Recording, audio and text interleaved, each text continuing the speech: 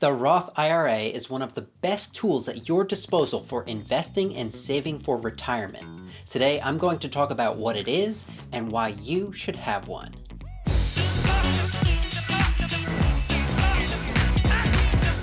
Hello and welcome to Practical Personal Finance, where you get the information you need to understand and succeed with money. Preparing for that fateful day when you retire starts with intentionally hanging on to a portion of your income. But where's the best place to keep those savings? Here's a hint: not under your mattress. And for that matter, not in a standard savings account either. Throughout my life, I've learned again and again that choosing the right tool for the job makes all the difference, and saving for retirement is no exception. Faced with the task of driving a screw into a piece of wood, I would choose a drill over a screwdriver just about every time. When it comes to retirement savings, a Roth IRA is a lot like the drill, while storing money under your mattress or in a savings account is more like the screwdriver. The acronym IRA stands for Individual Retirement Account. Think of it like your basic savings account, but with special rules and abilities designed specifically to help you save for later in life when, you guessed it, you're retired.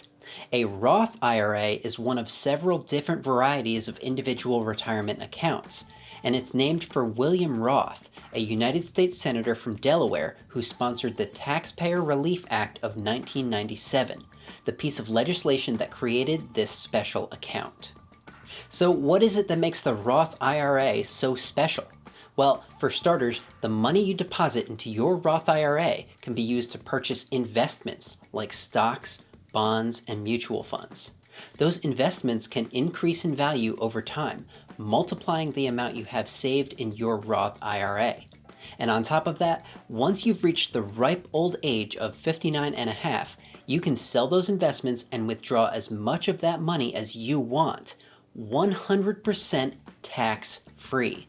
That's right, no income tax, no capital gains tax, no FICA tax. It's all yours. So what's the catch?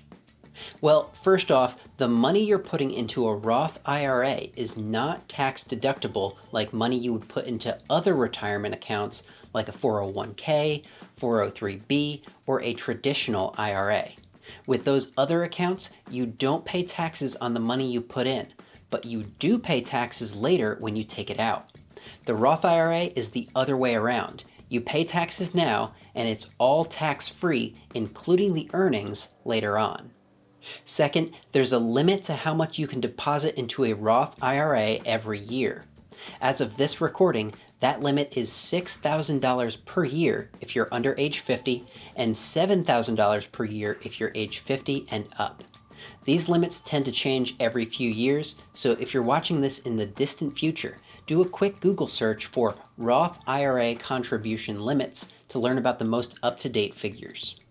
And third, you're only qualified to contribute money to a Roth IRA if your annual income is less than a certain amount. As of this recording, that income limit is $140,000 per year for individuals and $208,000 per year for married couples. Now, there is a way to get around these income limits, and it's called a backdoor Roth IRA. I'm not going to get into it here, but it is a topic I plan to cover in the future. Make sure you hit that subscribe button so you don't miss it. Anyway, the income limits tend to change every few years, just like the contribution limits. So if you're a high earner who's watching this in the future, do a quick Google search for Roth IRA income limits to learn about the most recent figures there. The money you deposit into a Roth IRA can be withdrawn at any time without having to pay any taxes or penalties. But anything you earn from investing with the money inside your Roth IRA is subject to more strict rules. If you wish to withdraw those earnings before age 59 and a half, you'll need to pay income tax according to your tax bracket plus a 10% penalty. There are some exceptions to this rule, but in general, you're better off leaving that money alone until you hit the age requirement for those tax-free distributions. If you've watched to this point and you think you're ready to go and open a Roth IRA, you have a few options for where you can do so. Banks, federally insured credit unions, and brokerages all offer these amazing accounts. But they're not all created equal. Where you decide to open your Roth IRA will determine what types of investments you can purchase with the money you deposit. If you open your Roth IRA at a bank or credit union, you'll be limited to things like CDs and money market accounts, not ideal for generating a good return on investment. But if you open your Roth IRA with a brokerage like Vanguard, Fidelity, or Schwab, you'll be able to invest in stocks, bonds, and mutual funds like I mentioned earlier. My suggestion would be to open your Roth IRA with a brokerage and stick to using your bank or credit union for those basic checking and savings accounts. What do you think of the Roth IRA? Anything I forgot to mention? Let me know in the comments. If you want to learn more about how the Roth IRA compares to the traditional IRA, click right here.